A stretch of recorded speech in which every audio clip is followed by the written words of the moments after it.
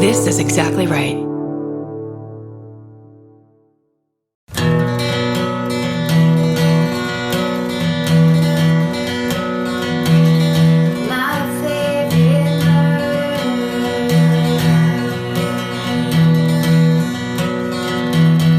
Hello. And welcome to my favorite murder, the Maxi-sode. the Maxi Pad episode. This is the episode where we pour blue water onto the Maxi Pad of your interest. Here's what we promise you. It will be super absorbent. Yep. Unscented. There will be no leaks this entire episode. There'll be wings, but they'll work. Oh, man. The darn thing's got wings. Do you remember those ads? No. When the Always first came out with Maxi Pads with wings, it should have happened years ago. It was a new thing. It was so new. And it came, I think, in the 90s, right? Late 80s, maybe? I may be in my period yet. And there was literally a lady in the commercial. It did not apply to you. There's a lady in the commercial holding up this nutso-looking huge Maxi Pad with the wings going, the darn thing's got wings. That's cute. Where is she today? Dad. She died of toxic shock syndrome. Because the whole thing was made of asbestos. They didn't realize back then that they shouldn't kill women internally. No, they didn't know you shouldn't just shove asbestos right up your... Anyway. Look. Listen. That's how we start. Listen, this is just a free association episode. Whatever the mouths happen, Karen's eating. Oh, sorry. Canadian Kit Kats. I keep forgetting. There is okay. Look. Talk about it. Let's do an office corner. Okay. Because we have everything. You tell a thing. Okay. My thing in the office, because we're in the office, it's the new studios. It's very exciting. Every day there's a new thing. Now the walls are painted. That's exactly right. That's exactly right. The acoustic tiles are up, waiting to be hung so that all the sound is perfection. There's a Steven in the corner. Steven's got his whole thing set up, including my favorite new clock. There's a Steven corner. Corrections on Steven corner. But my favorite thing, which is, and I apologize for you having to listen to me chew, but we are given so much candy, and we might need to ask, please, less candy at the shows. We have so much candy in this office that there is a literal humongous drawer filled with Canadian Kit Kats in our kitchen. And that's every time we come to record, I just go open that drawer and pull one out for myself. It's amazing. How about we do a rule that if your name is Leslie... No, how about if you were born in the month of October, May, or August, you can bring us candy if you want. But otherwise... Or if your name is Leslie. Or if your name is Leslie. Other with than an IE, with a Y, whatever. Doesn't matter. And we're going to look at your driver's license, too. You have just to... an I? Yeah. Yep. Yes, because it's getting so out of hand, and it's very difficult not to eat high quality chocolate if it's near you. These fucking salted caramels we get from this is the best chocolatier in fucking town. Omaha, and it's salted caramel. And then the other problem is that I love dark chocolate. You hate it, so I immediately get the dark chocolate, and then my suitcase is full of dark chocolate salted caramels, and I want to cry. I mean, and here's the thing: everybody that gives us gifts has really good taste. They know what a good gift is to give. They know to go to the oldest candy store in their town because it reflects the town. It reflects quality. It harkens back to a time of yore for whites. Let's be specific, but it really is the best. Yeah, so I will go home with a little box, like a See's or Whitman style tiny box of local candy, and just be like, well, I have to eat it. I'm here. Yeah. I'm here in Pittsburgh. I do the thing of, I'm going to bring this home and give it to my mom. Or I have a shelf of like, I'm just going to give that to someone else. Like, it's so nice, but I don't want it, this or that. And then I just end up eating it all. There's a whole fucking can of maple syrup someone gave us in Canada that I was like, well, I shouldn't let this go to waste.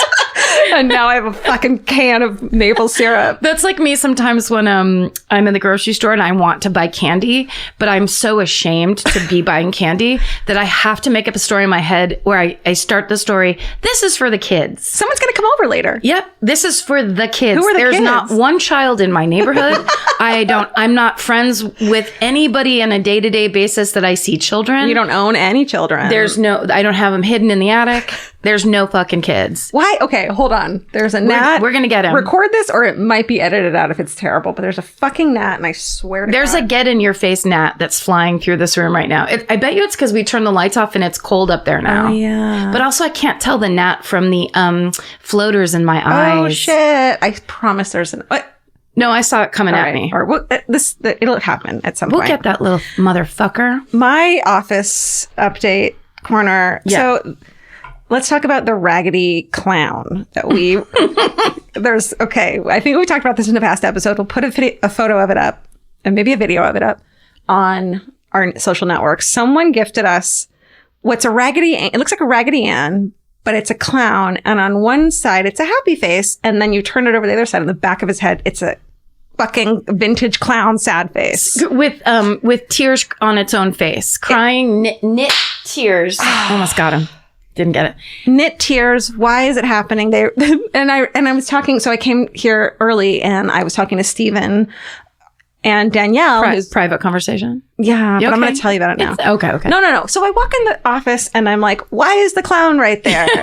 That's not where we originally put the clown. And it's a weird place. And I realized that lately I've been coming in the office and it's been in different places every time. Mm-hmm. So I come in here and Stephen and Danielle, who's our Exactly Right executive producer. Yes. And she's running this network. She's so fucking amazing. Danielle Kramer. We love her. The best. And I said, which one of you guys are moving the clown? Like as a joke. And they were both like, we are not moving it. And I believe them. They're not lying people. And then at 5 a.m. the other day, the alarm went off here and it's moving all the time. And then Danielle said when she listened to the video of the alarm going off, she heard like creepy voices. No. Yes. I didn't know that. Yeah. I just found out and I was like, don't tell Karen. I'm going to tell her on the podcast. Okay, because I absolutely assumed Stephen was moving the clown. Stephen! Well, so I have moved it once or twice. But this last time they came in and there was something on the floor and I took a picture and sent it to Danielle because if anything goes wrong, I'm like, let's see, Danielle. And it was part of the alarm system. Yeah. And I'm like, Danielle knows what's up. She's running the place. And then she was like, oh, do you mind just putting it back in its spot? And so I went back into the main room and put it in its spot. And I noticed the clown was in the corner. Turned around and the clown was like there. The clown was in I did not notice it when I walked in. I'm like getting chills just saying it right now, but it's fucking Chucky. But can I just say this then? The other night when I was leaving, I don't know if I moved the clown. Oh, no. But I definitely turned the clown around so it wasn't the crying face, it was the happy face. Because I was like, we don't need to be looking at the sad side of the clown. Well, the only other person that could have done it, the only other employee and person who works for Exactly Right Media is Jay. Yes. And the three of you could not be more of an honest bunch that wouldn't fucking play pranks. So I don't... Okay, so here's my idea. Because it's 2 days after April Fool's, so it'd just be lame. And April Fool's is like Stephen, honestly, drop the prank now. Stephen, look at me. God damn it, you rascal. So here was my idea in case it is haunted. And then we're like, let's get rid of it. But I think it's the coolest thing. And I remember the two girls who gave it to us. I feel like the women that gave it to us, it was in... Okay, wait. Oh, okay. Okay, so I'm 100% wrong. But I remember it being these two gals in Arizona being like, we found this today at a thrift store and we thought it'd be great for you. And then we started crying and they were like so happy about our reaction. Mm-hmm. So Stephen and Danielle had the great idea. We're going to fucking Arizona this weekend. Drop it back off. Give it back to them and give it to the hometown person. That's your problem now. But then we have to fly with it. That's right. And we have to buy it its own seat. Did you know that? You have to strap it in. You can't just sit in your lap or underneath the seat in front of you. Haunted clowns, man. Those are expensive. For some reason, I remembered getting that clown from those guys, those people, those women after the Circleville, when we were in Ohio. Yeah. I feel like that's the area we were in. But now you could tell me anywhere. You could tell me. I think you're right. But let's pretend I am and bring it with us this weekend. Stephen, will you look up in the email just because I feel like we had at least one conversation with the people who gave us the email that then said, we are the ones that sent you the clown. Stephen, and the clown. Well, I got it! Are you sure that's not part of the Kit Kat? It might be in your Kit Kat now. That's probably for the best. Well, we should find out because if you take it to Arizona, you're just unleashing the clown. You know what? Maybe it's for everyone.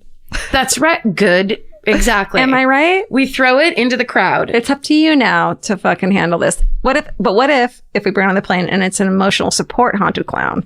Then is it fine? Well, it depends on how much support it brings you and if it really makes a difference. Because we could travel and take this journey with this haunted clown and find out that all along the haunted clown was inside us. Okay. All right. And this weekend, Vince isn't going to be with us. Oh, that's on right. tour because it's WrestleMania, and that's the only thing he would forsake us for nothing else. Yeah, that except for he would not have any part of that clown. No, you're right. He wouldn't.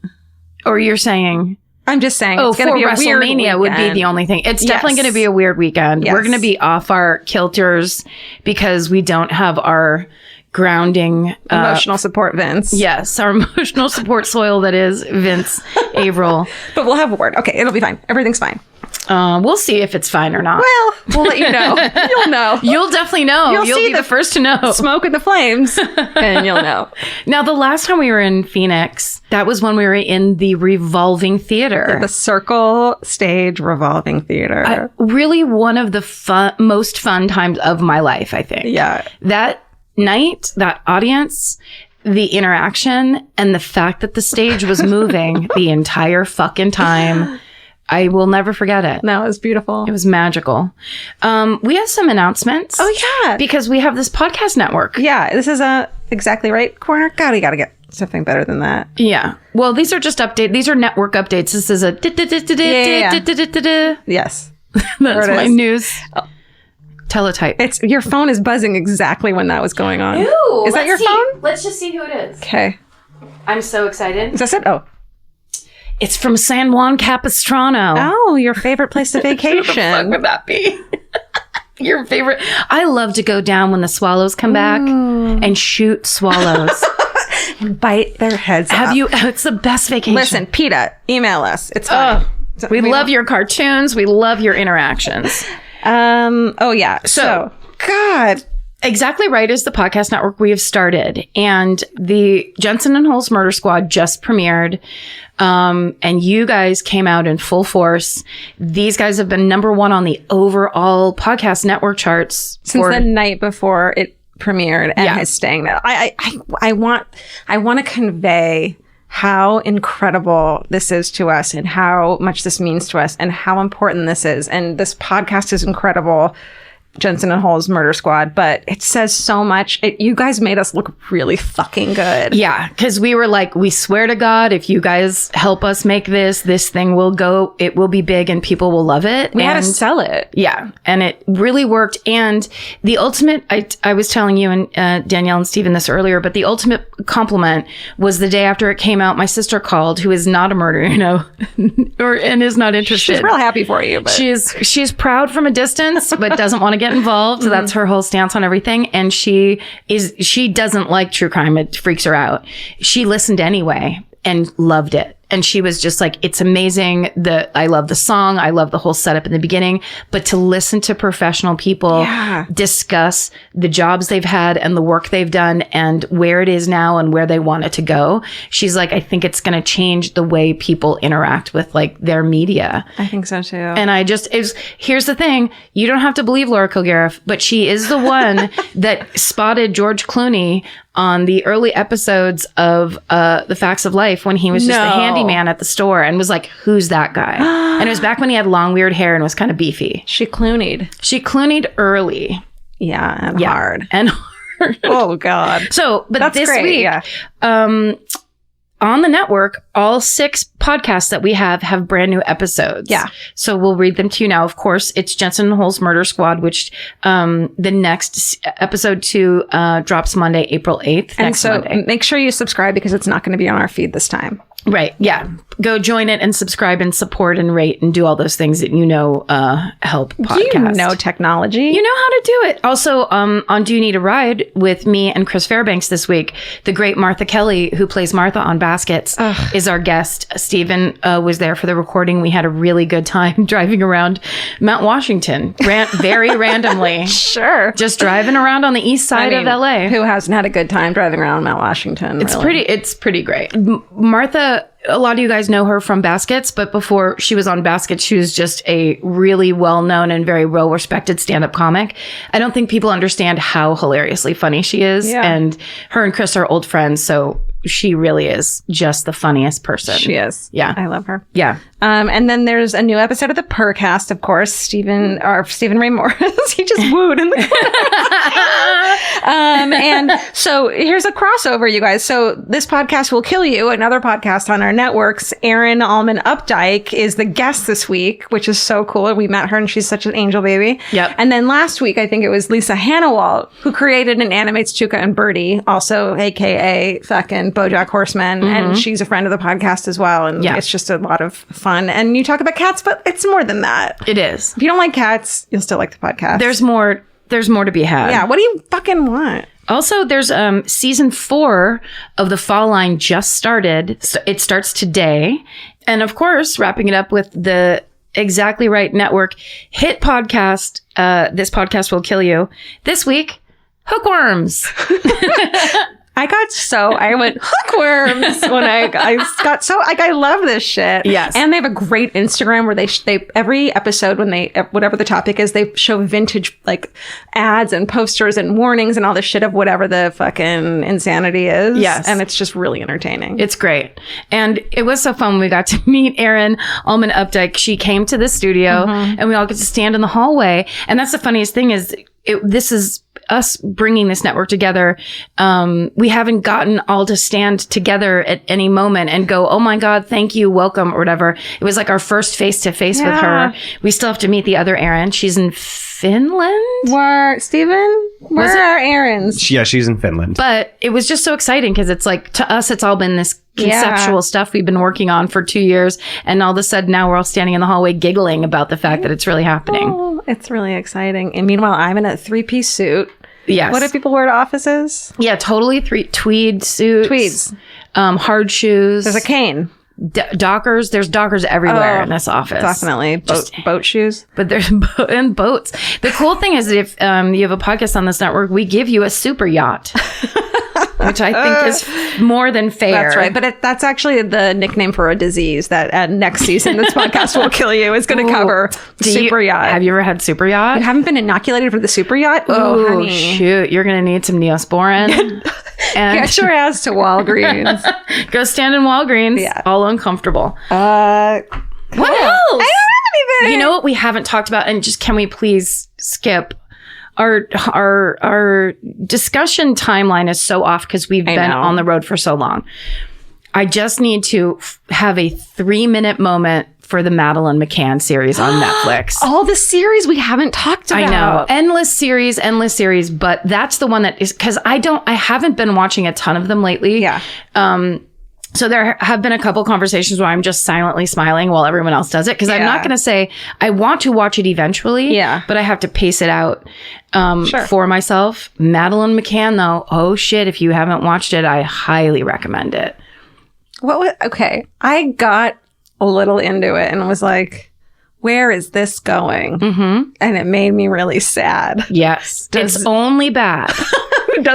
You don't get out of that. Nope. No. They don't find. Okay. It keeps going down and down and down. And then you're like, well, this is the worst that could happen to these people. But it is absolutely not the worst. It's terrible and horrifying. Yes. And it's the thing you need to know. And it's really well done. Yes. I did really enjoy watching it. I watched a lot of it and then it's very compelling. But I think after a while, it like you get worn down by the reality of it. I mean, there's at one point, I'll just say this as a spoiler, like in like year 3, they realized just no one had been looking for her at all for 3 years. There's things like that where you think you know what this case is. Right. I think I know what the case is. I had a completely different opinion when I went in, and even not finishing the series, I'm heartbroken for her parents, and it's just, I think I got really sick of listening to that one detective lie. The Portuguese cop? Yeah, I got sick of the Portuguese cop being able to say whatever the fuck he wanted on. Like, I didn't like him to a point that made it too hard. Does he die? Karen just made a face at me that was so like, I know what it was. It was, wait till you see what happens, right? Well, but does he die? I mean, we're all going to die. Sure. Yeah, and I didn't mean to sound so excited about someone's death. It was, this again is a spoiler, and I'll only say it to you, and then, I don't know, we can do with it what we will. I just wish I could see too much of a face you made of me. It was like Well, I have a secret, and I'm from the South. I'm like this because I'm like, well, you didn't watch it, did you? And then well, now I'm going to tell you. Her finger on her chin, like, well, I'll just wait for you to be stupid.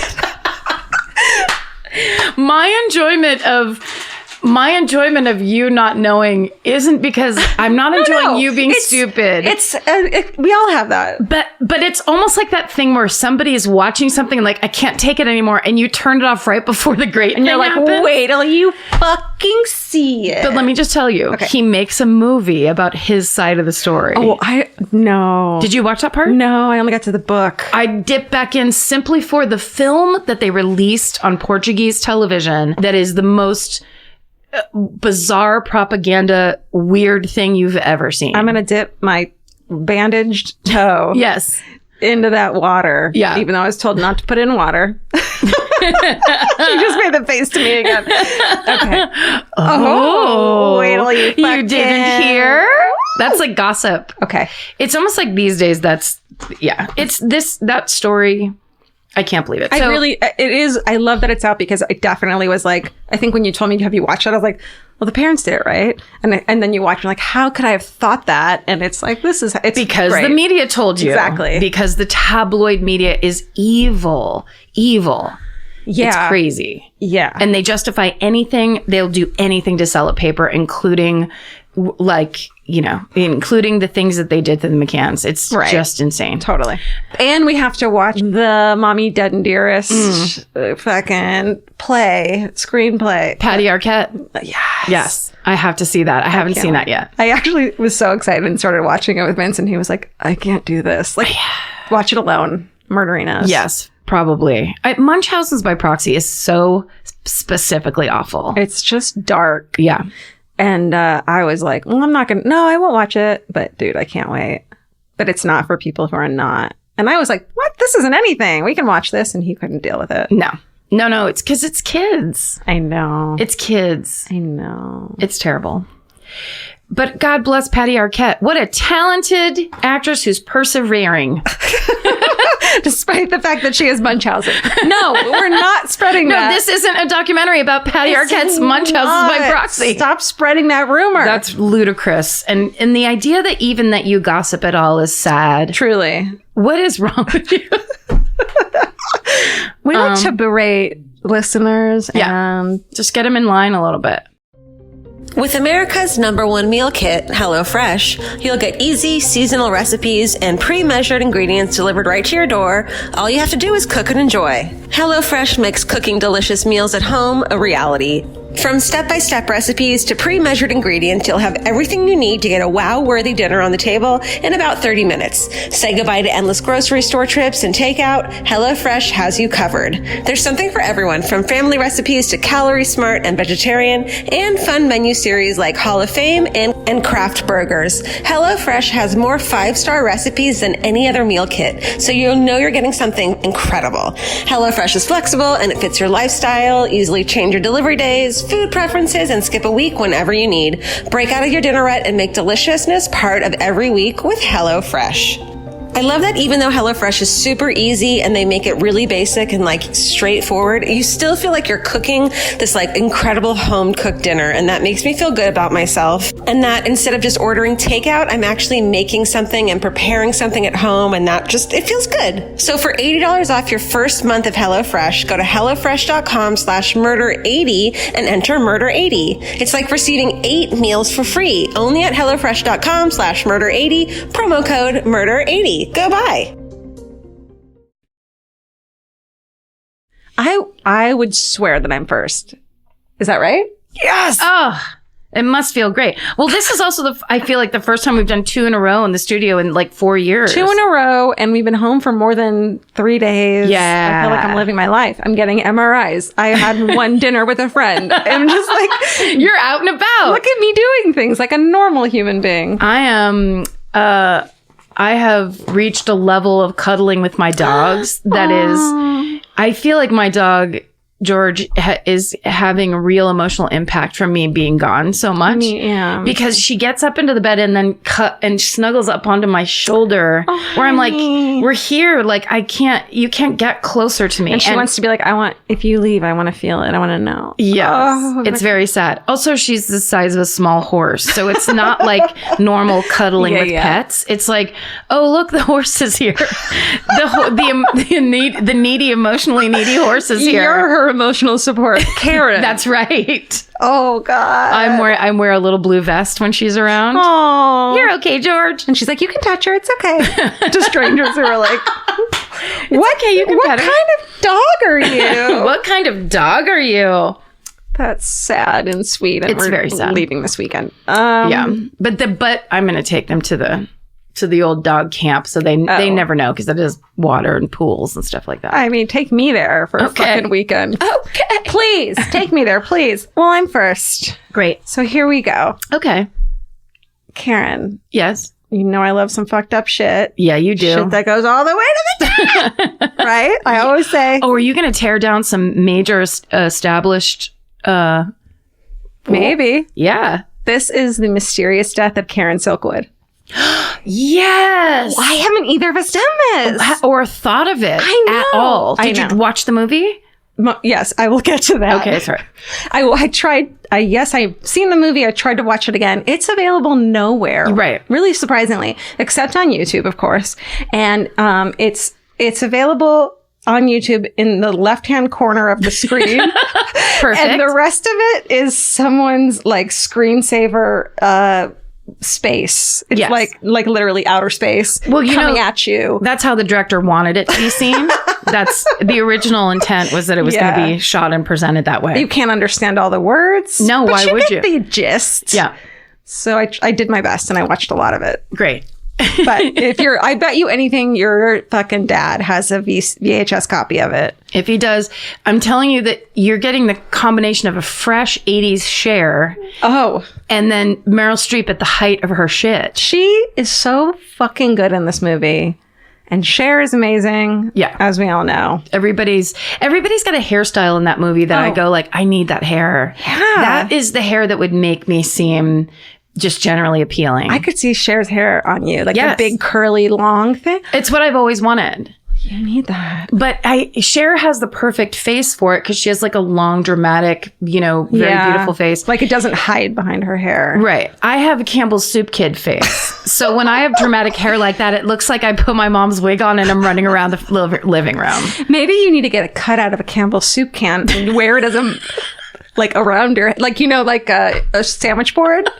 Maybe you need that. And I could just make a little bit more money from the Campbell Soup people. Who's that? She's so beautiful. Oh my God, she loves soup. And I mean beautiful like the way a weird baby is beautiful. She's soup and she's beautiful. She's super. She's super beautiful. Shit. Okay. I've had a can of wine. All right. Me too. Not really. Did you eat that bug I killed? Okay. Karen. Webster's Dictionary defines the word whistleblower as one who reveals something covert or who informs against another. Wow. This is serious. And a martyr as a person who sacrifices something of great value for the sake of principle. Essentially, you and me. Yeah. Story of our lives. Like, can we stop being that? I just like that you just started off your murder this week the exact way everybody started off their dramatic speech like presentations in high school, where it's like, Webster's Dictionary defines a friend as... I was thinking more along the lines of a really bad best man speech. Yes. Like all of those things combined. I did that. And there it was. So you did it, and you did it great. I thought you were going to go, Webster's Dictionary defines a whistleblower as... I can't whistle, so I couldn't do that. Weet woo. Weet woo. Fuck, I missed an opportunity. Sorry. You were right. Let's edit that together. This is why you're the fucking script writer. Paste it. Yeah. Okay, so Karen Silkwood has been described as both those things by her supporters, as well as a fucking crazy person by those who wanted to bring her down. Yeah, the man. That's right. Let's get into it. Okay. Karen Gay Silkwood was born February 19th, 1946. She grew up in Nederland, Texas, which is about 100 miles from Houston. forgot to tell you all the places that I got a lot of good information from. Cool. RomeroInstitute.org. There's this great podcast called The Knower Dispatch by Lucas Stroh, who does just Texas mysteries and murders and shit. Oh, nice. It's fun. Yeah. Oh, good. And a bunch of Time Magazine articles and PBS articles. Like, everyone knows everything about this thing already, and they're way smarter than I am. But here we go. I took a little from everyone. It's a story that's been around for a long time. Yes. Yeah. Yeah. So Karen Silkwood, and I didn't know this about her. She was super fucking smart in high school. She got straight A's, and she was really into chemistry, which I didn't realize. I thought she just got a job at a plant. But no, she was really smart. After graduation, she got a full scholarship to study medical technology at Lamar, which this is in the early 70s, and women didn't get this fucking opportunity as much, right? Right. I mean, I would assume, yes. Sure. I think she was the only, there's something like that. She was the only female in her science class, or, that's not right. So but during her first year of school, she accidentally falls in love with a dude. Accidentally. I mean, that's how it feels to me. Okay. And drops out of school to elope and have 3 children. Sure. The old trope. Sure. But the old trope love. Yeah, it's so gross. In 1972, they're having fallouts and shit. He's cheating on her, and she and her husband separate. And part of the terms of their separation is that he gets full custody of the children, which I'm sure there's some crazy story that is not told that we don't understand. So she leaves the family. She visits the kids often, but they're really young kids at that point, which sucks. Yeah, it really sucks. It's like you want to think of her as this, but that sucks. But what can you do? You don't know the circumstances. Yes. So she leaves her children behind, and she moves to Oklahoma City, and she finds a job in nearby Crescent, Oklahoma, at the Kier-McGee plant. And Kier-McGee is a powerful energy-based conglomerate, one of the bigwigs, and a bigwig in Oklahoma's nuclear power industry, which I guess is a big fucking scene. Okay. I mean, I didn't know that. Is it still to this day? I doubt it. Maybe. I'm going to stop asking questions. I don't know why I keep doing that. Well, I think that whole area in that part of Texas, as far as the Nowhere Dispatch tells me, is that is a big fucking industry for oil and for power and energy. Like, yes. There's probably a lot of rich people there. 100. I bet that's very true. Yeah, and a lot of people working for them. Yeah. So. And it's the energy, it's oil industry, but then that money begets alternative energies. And totally. From growing up, all anyone was ever trying to figure out is how to basically harness nuclear fission. Why am I trying to talk about this? I want to hear your opinion about this, and I want to hear your thoughts on Silkwood, the movie, because I didn't watch the whole thing, but I still want your opinion on this, because you remember this shit. It just feels like it was really the direction where people are better living through chemistry, but it's an area where it can't really be controlled the way people say. And it became scary at some point. Like, in the 50s, you see all the nuclear technology, and people were really gung-ho on it, but this is the time when it started to kind of not be so popular. Right. Okay. So she gets a job, and she's stoked to get back into her passion of science after having stayed home to raise kids and shit. And she gets a job as a metallurgy technician at the plutonium plant. And she essentially helps make plutonium fuel rods for nuclear reactors. Wow. Just makes me think of the opening credits of The Simpsons. Yes. That's all I know about when the fuel rod just bounces away. Yes, exactly. Yeah. I mean, I feel like The Simpsons probably stole some of this off of, I think The Simpsons is entirely based on Silkwood, and they just they won't acknowledge it. Marge is Karen Silkwood. They won't acknowledge it. Oh my God. Okay, so her duties there include polishing fuel rods packed with radioactive plutonium pellets. Fun. Yeah. Of course, we know plutonium is one of the world's most deadly poisons. I'm sure the girls at this podcast will kill you. Could tell you all about it. Yes. It's highly radioactive. And Kier-McGee had gone out of its way to downplay the dangers of it, of course, in their employee handbooks and shit. Its health manual is saying in capital letters, you ready for our new shirt? Yeah. Radiation is safe. No. That's our new shirt. Oh, that's good. Radiation is safe. Yeah. But all caps. Yeah. Screaming it. Diagonal, and then with some kind of lightning bolt things coming from the side, and it's coming out like a shooting star. And underneath it says, don't worry about it, real small. Yeah. We got you. Yeah. We got you. Radiation is safe. Okay. So, And this is true if the metal only comes in contact outside the body. But so it's kind of true. They were kind of lying.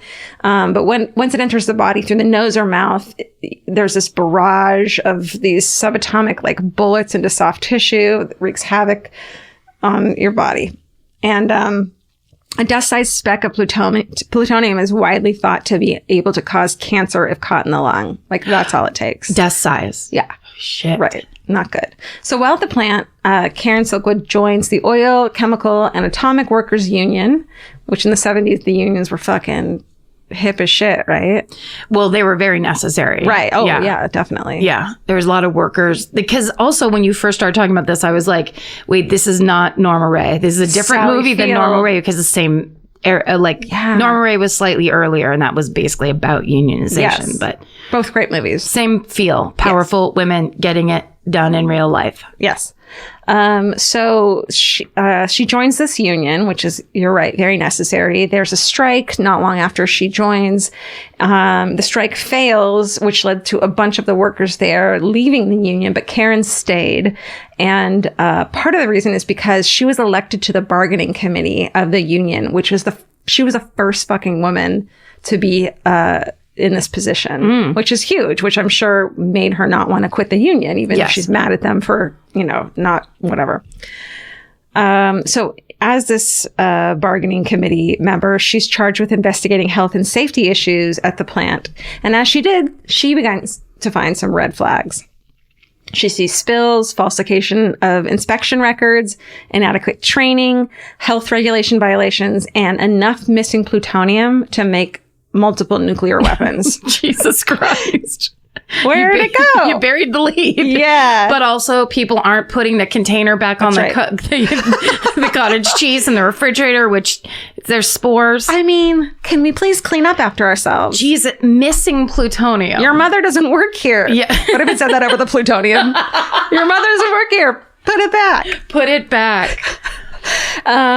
So in the summer of 1974, Karen Silkwood testifies to the Atomic Energy Commission in Washington, D.C., which is a big fucking deal. And I'm sure they didn't get a lot of women doing that, about all the findings she finds at Keir McGee. So at this point, it's possible she's pissed off a few different groups of people. Yes. Okay. So there's the people who are workers there who had left the union and saw that she stayed and she was a scab, and that pissed them off, right? Them. The company itself, Keir McGee, who was like, keep your fucking mouth shut. And they were pissed off. And also the workers who were worried that all these proposed government checks that she was trying to get into place would make the plant close down and leave them without a job. Right. So that she riled shit up. And also dudes who didn't like women in power. I mean, simple as fucking that. Sure. Well, and I think there's that thing of that's the problem with, like, if there was issues with the union and then all those workers left, but she stayed because basically she's like, but this has to get solved because this is going to, like, right. You have to solve it at some point because the option can't be no more union when it's still the workers with, trying to deal with the company. Yeah. And we need the union to get to the bigger picture, even if we're not thrilled with the union. And the workers left the union. They didn't leave their jobs. Right. They still work there with her. Oh, okay. So she's still in the union. They leave the union. They leave the union. Okay, got it. But they stay with the jobs. Yeah. So she's got enemies fucking everywhere. It seems that way.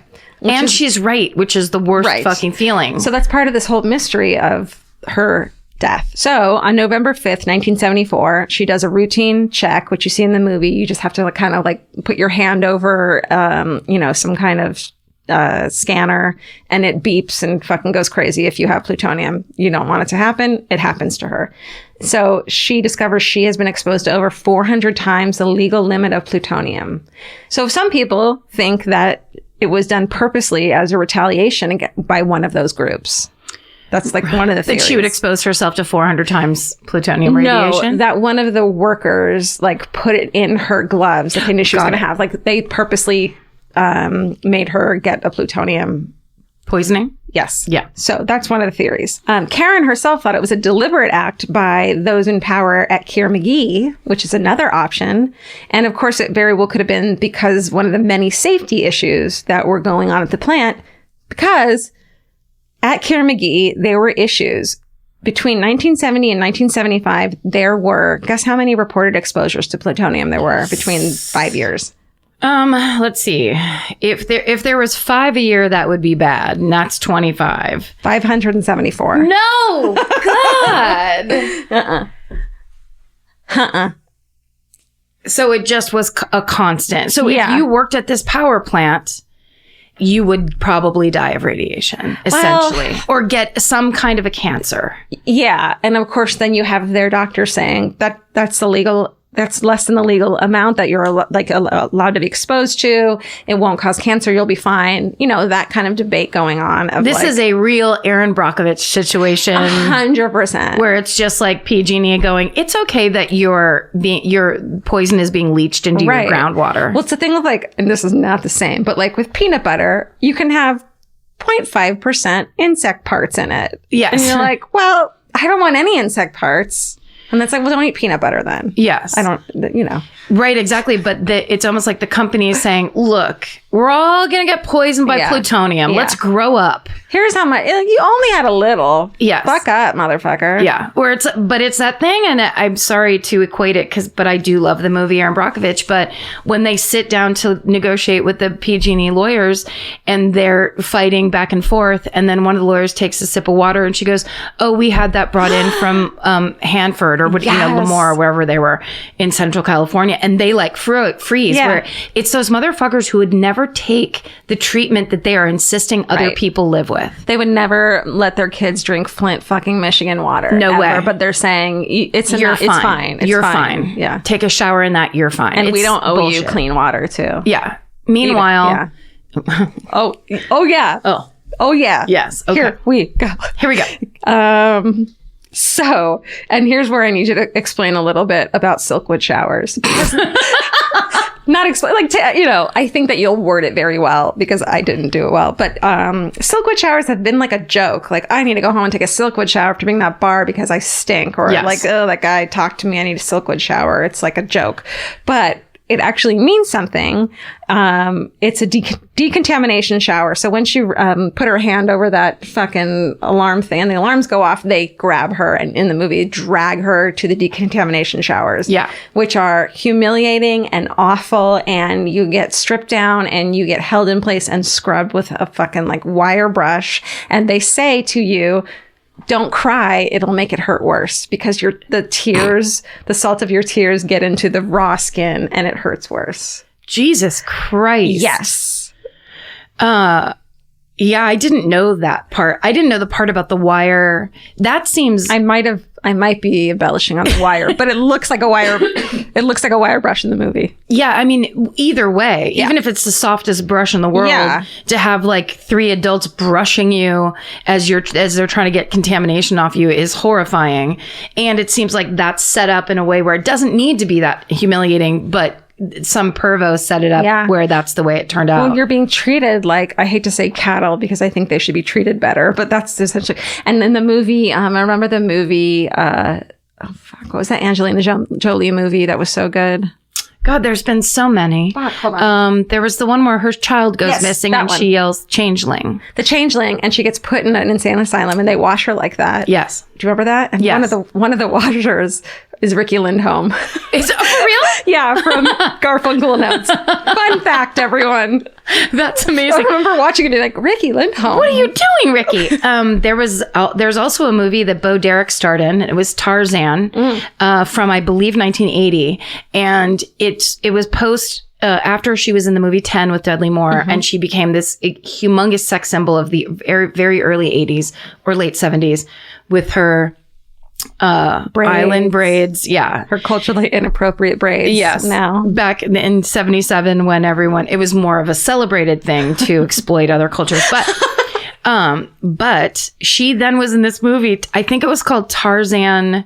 I think there was more to that name, but she is the daughter of the scientist that's going to find the ape man in the jungle. And she gets caught by natives and they wash her against her will. And it's very erotic. It's so sexy. It's very like Cinemax After Dark type of shit of me and my cousin Nancy sitting up and going, what's this? Like, this is just a movie. We're allowed to watch this. I know. It's not our fault that Tarzan turned dirty, but literally, she's being washed. It's super weird and like it's very uncomfortable. And she's like kind of whining. And at one point she goes, "They're washing me like a horse." You should be so lucky. But it's the same thing, but it's more of the sexy version of it. There's got to be some fucking weirdo who made like a 2-minute clip of women being showered in movies. That's just so unpleasant. Yes, and in the background there's the outer space screensaver. Yes. You can see them all on YouTube right now if you know what to look up. Right. There's a scene like that's also in, I think it's one of those Flowers in the Attic style movies where someone gets washed. Yeah, moms. I feel like moms do it a lot to their daughters in the V.C. Andrews series. Yeah, you're unclean. Bleach bath. It's like no, don't do that. Anyway, hot invasive showers, disinfect and decontaminate, etc. Okay, so she's sent home, and they're like, collect your shit and your piss and we're gonna test it. Yeah, I'm sure they said it differently, but how humiliating is that? All of it. It's like a further humiliation a little bit. So she checks into work one morning shortly after this, and they test her, and she registers high radiation levels again. But then she was like, check my fucking car and check, and check my locker, and there was no radiation in there. So there's something going on where she was getting it there. And so Keira McGee dispatches a decontamination squad to her house to test her house, and they detect levels of plutonium in the bathroom and the kitchen. And she says when she was trying to get her urine sample, she's spilled, and that's why it was there. And they find it in food, in the refrigerator. The word baloney happens a lot. A lot of baloney talk. A lot of baloney talk. Okay. I don't want to go there. Just deli meats at all, or bologna specific? Specifically bologna, which is my least favorite deli meat. It's pretty gross. It's in my refrigerator right now because I married a Michigan guy. Oh, that's right. Does he like a fried bologna sandwich every once in a while? Does. And listen, he's not wrong. Look and listen. I had a bologna and cheese sandwich every day for like 3 years in grammar school. Do you hate it now? I just don't even think about it. Yeah. Like hot dogs. I don't think about it. I think about hot dogs. Do you? Oh, I can do hot dogs at any moment. Corn dogs? Stop it right now. No, I know you love a mini corn dog. When we go to like a gastropub somewhere in St. Louis or whatever, and they have mini corn dogs, it's just like ding, ding, ding. It's George's birthday. Gastropubs are fine, but I like a fucking dirty ass bowling alley full-size corn dog. A real deal corn dog. Just as much. Yeah. I don't need no fucking dipping aioli or whatever. I don't need your fucking dipping aioli. Keep your aioli to yourself, pervert. Okay. But her house is fucking ransacked while they do it. Like, and it seems in a way that's like a warning. It could be seen as a warning too. Like, everything's taken. Pictures of her children are taken. Like, because there's plutonium in there. But it's also like, this is what happens to you. Maybe. Could be. One could read it that way. It's certainly not a friendly search. No. Okay. That's right. So on November 7th, plutonium contamination is found in her lungs, and she's sent to the Los Alamos National Laboratory in New Mexico for further testing. And then she gets back. So that was November 7th. She gets back, and it's November 13th, and she's like, she's at her wit's end, and she's like, fuck this shit. I'm going public with all the information I have that I found when I was doing my kind of covert checks. She'd gathered enough evidence documenting the plant's wrongdoing, and it contained documents proving that the Keira McGee Nuclear Corporation was missing 40 pounds of 98% pure bomb-grade plutonium. Let's find that bomb-grade. You want that listed first, apparently. I'm going to start describing things as bomb-grade. That's right. This is a fucking bomb-grade corn dog, if I could say so myself. Yes. Did I already say that was enough to make 4 atomic bombs as powerful as the one that destroyed Hiroshima? Did I copy and paste? I don't think you read that particular copy and paste. That's a powerful piece of information. That's right. So that's what's missing. That alone shouldn't get you like beaten up or your picture's broken or whatever. That should be like, thanks so much. Let's go find it. Yeah. Let's fix this. It's a little problematic. So that evening, she goes to a meeting for the union, and then In the evening, she is seen leaving. It's November 13th, 1974. She's fucking 28 years old. Oh my God. Which, can you imagine, like, being such a... I mean, I guess when you're in your 20s, you're ballsy as fuck, but, like, that is brave. This is a woman going up against everybody, basically. Yeah. Everybody. Exactly. Tough. So she is on her way to a meeting in Oklahoma City. She's going to meet the National Union representative of the unions, obviously, and a New York Times reporter. And the last person who saw her walking to her car said they saw her with a folder full of documents and photos that she said was going to fucking prove her case. Yes. Right. As she drove to that meeting on a dark stretch of road, Karen's car goes off the road at a speed of about 45 miles per hour. It strikes a culvert and it kills her. Brakes are cut. Well, sorry. No. That's a great question. Is that a question or was that It's a guess. Okay. Well, Oklahoma State troopers show up. They surmise that she had fallen asleep at the wheel because she did have Quaaludes in there. And it did seem like that she had gotten a prescription because she was stressed the fuck out. Yes, I need some fucking Quaaludes. Yeah, I mean, truly. Either a prescription or from the back of Rolling Stone magazine, but you get me some of those downers. Well, she went straight to her doctor. She's got no shame. Yeah. So they, and then the drug test in her autopsy did show Quaaludes in her bloodstream and a small amount of alcohol, which, I mean, like, who among us at this very moment? No, I would never. We're on ludes, everybody. That's right. And so that essentially, for the authorities, closes the case that it was a single driver accident. She fell asleep while she was driving, drove off the road. Okay. However, her family and her supporters are like, there are brake marks. Remember, you're like, there aren't brake marks? Yes. There were brake marks. She skidded for, like, something was there. Yes. Yes. So how do you fall asleep and then skid? I mean, it's possible. But I bet you that's not how it happens. Right. Because if you're asleep until you crash, usually, right? Yeah. Or you can wake up and try to right the car and overcorrect and shit. Yeah. But, you know, their theory was that she was asleep the whole time and just went off the culvert. So it still doesn't add up. And there also, and this is more telling for me, there are dents and paint scrapes on her rear bumper. Yes. That, of course, leads everyone to believe that she was deliberately forced off the road by a trailing vehicle. And I think that this is a similar scenario to the China syndrome that came out a little bit later. Was that also a true story? I don't know, but I think they took parts of that and made it real in the movie. Oh, okay. I'm not a filmmaker. Wait a second. You told me. Oh, no. That you made E.T. That's why I got into this whole fucking thing. Oh, shit. The filmmaking aspect. Most suspicious is that the fucking documents were never found. Yeah. Never, ever found. That's not... Quaaludes don't make documents disappear, they everybody. Sure don't. No. They don't fly out of the car and no one finds them. Yeah, usually, especially if you go into a culvert, that's when documents go all around the culvert. Everywhere. Yeah. So maybe they did and someone grabbed them and fucking gave them to the right person. Yeah. So that is highly suspicious to me. And of course, investigative reporters pick up on this crazy story.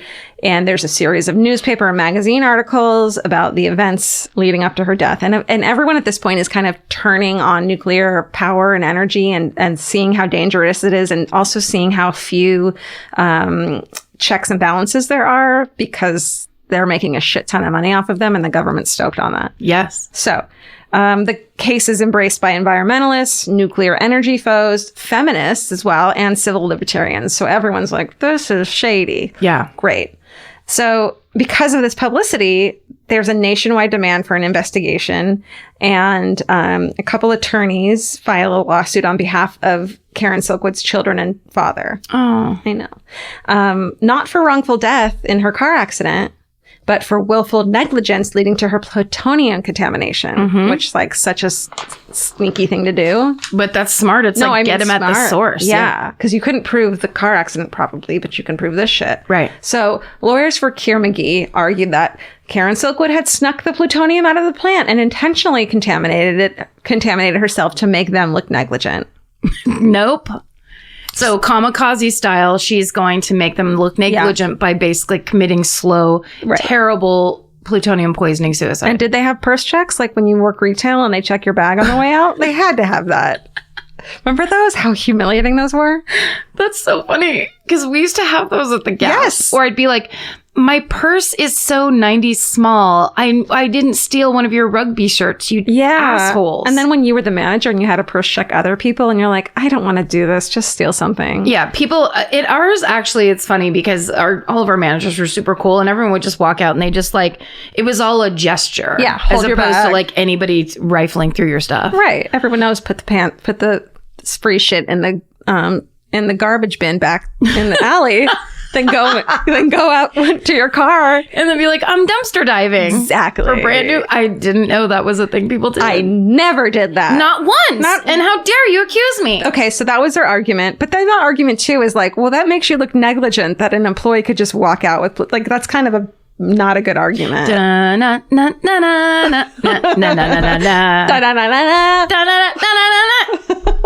Right. So like either way, they look like they have fucking safety issues. Yes. And you know, if someone else had poisoned her in the plant, that's bad too.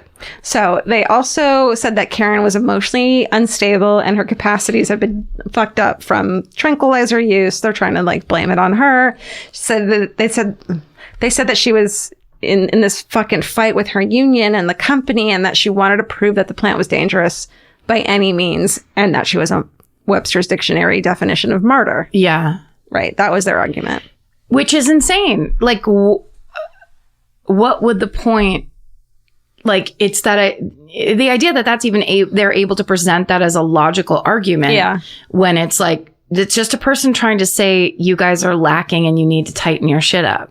And, you know, I can understand the, like, I'm going to show them by, like, maybe a layman who didn't understand the effects of plutonium and how fucking detrimental it is. Like, my sister and I used to break open the mercury thermometer and play with the mercury. Yeah. So it was super fun. I told my mom that over the weekend and she lost her shit.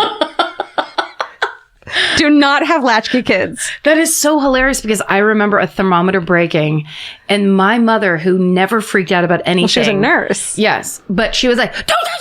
Like, oh, really? And I was like not anywhere near touching it or interested in touching it. It's like a tiny little silver thing. Yeah. And it was the screaming of don't touch that and stay away from that. I'll never forget it because it was just like, shit, she actually gives a shit about something. She's actually emoting toward us. Is that mercury worth money or something? Yeah. Why is she so worried about it? I guess now I have to put both hands into it, Mom. I mean, I guess it would explain a lot that I think my sister and I accidentally broke a couple thermometers because the mercury was so... Oh, shit. Can this podcast will kill you, please? Yes. Do an episode about that. What if they're like, and the effects of mercury poisoning are toe tumors and a weird back. And starting a podcast. That makes no sense. And a love of canned wine. What? That's so specific. And a cross-eyed Siamese. I didn't even get him till he was a kitten. That's crazy. Okay. So... According to the book, The Killing of Karen Silkwood by Richard Rashke, who's like this is the book about it.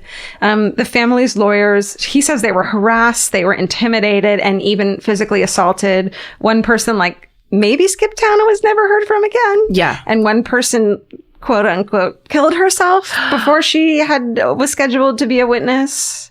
Like some shady shit. Shit. Yeah. So in the end, the jury in the Silkwood versus Keir McGee awarded Silkwood's estate $10.5 million. Oh, shit. And that was in the early 80s, right? Yeah. Like 70... Late 70s? 74. Fuck. No, 76-ish. Late 70s. That's easily like $50-80 million That's now. how much it is. Is it really? I don't know. 50-80 million? 50-80 million. That's 50-80 million. 50-80 million. That elusive number. So not only was it the largest settlement in the history of American fucking judicial system. Yeah, it was. The case established new precedent in liability law. Our friend from the hot coffee McDonald's bullshit story that we all fucking hate. I mean, I don't hate. It sucks. It's the story. It's amazing. Yeah. So, see, up until that time, there was a thing called the Price-Anderson Act, which puts limits on civil liability pertaining to nuclear facilities. Sure there was. Yep. There's a cap on how much you can sue for us ruining your fucking life and your family. God, that's weird. I wonder how a cap like a governmental cap would get built into the law. So weird. And you would think that if something was so safe that you trusted it completely, you wouldn't need that because you trusted enough not to go wrong. And you'd think that the people that work in your government would care enough about the citizens of its own country to not intentionally cover the ass of people who run things like nuclear power plants or maybe even banks. That's or like whatever. Literally.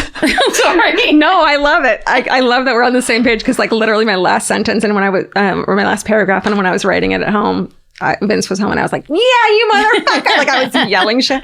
Okay, yes, we're gonna get there. Yep. Okay, so then there was so this case removed the limits, yay, and pretty much ended construction of all nuclear power plants in the United States. Yeah, great. We don't want them. On appeal, the amount's reduced to $5,000. Oh my God. But then they said they'll only cover the destruction of Karen's personal belongings during the decontamination of her apartment. They're like, we'll get you a new couch and shit. That's all. And like they agreed. But then that's over to the Supreme Court reverses that. Yeah, they do. Yeah, they do. And it was headed to a retrial when Keir McGee settled out of court for $1.38 million. So, but they admitted no wrongdoing as part of the settlement. But either way, the plant is closed in 1976, 14 months after Karen Silkwood's death. Wow. Because of oversight shit. So now the general public has already been fucking starting to be anti-nuclear plants. This makes it even worse, of course. And then March 28th, 1979, meltdown and radiation leak of a reactor at the 3 Mile Island. Yeah. Do you remember that? Yeah, I do. I feel like there's so many, like, it's from this time period of, like, I can hear 3 Mile Island or Chernobyl or, Silkwood and get, like, this is, like, creeps. Even though I don't remember the details, it's like, this is something very fucking bad. Yeah, because, for me, it being like, 8 or 9 when that happened, it's back when there was only network television news, network news, national news. And it was on like at 7 and then you watched it then. And everybody watched the same shit. So when 3 Mile Island melted down, we all sat there watching. There was just a helicopter shot of over 3 Mile Island and them just talking about how we don't know how we're going to contain it. We don't know if it's going to go into the water supply. Yeah. Like this entire thing where everyone was frozen in this realization that this had gone out way too far past anyone's control. Right.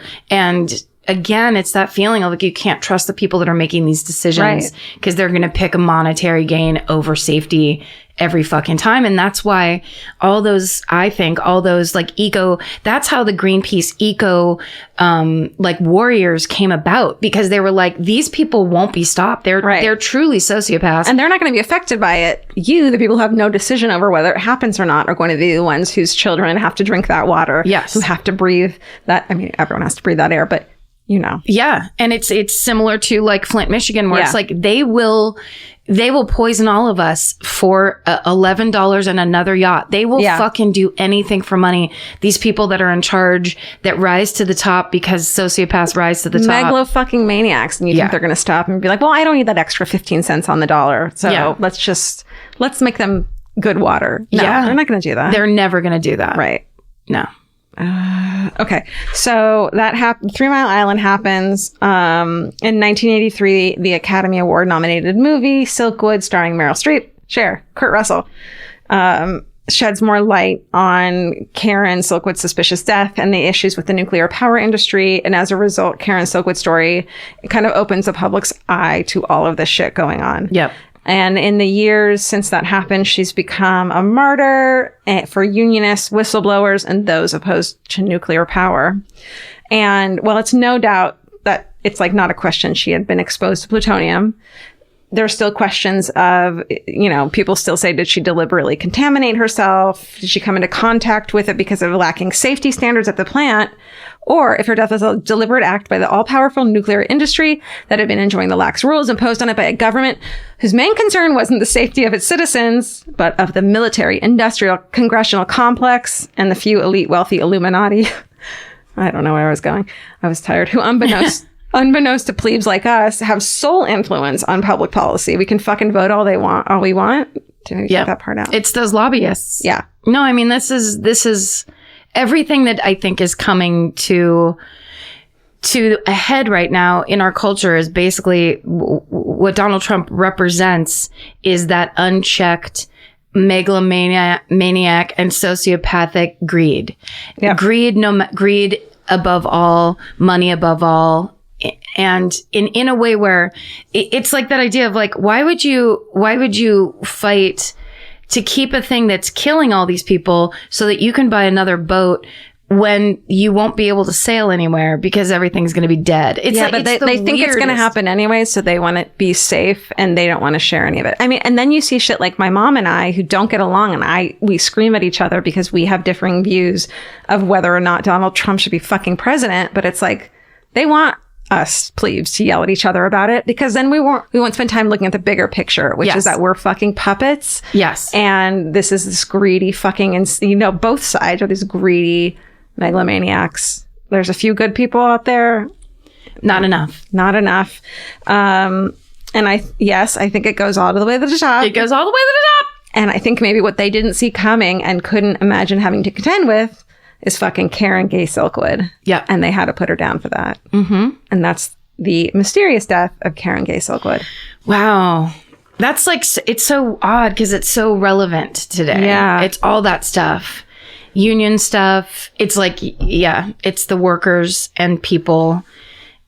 Mm-hmm. I wish I had an education because it's quite a discussion. But sure. I mean, it's people can make a difference. Yeah. I mean, like, I don't think Karen Silkwood in the midst of that shit that she went through maybe even thought it was worth it. Because let's actually try to think that out for a second. They're accusing her that she intentionally poisoned herself with plutonium to set up the nuclear power plant she worked at to make them seem less safe.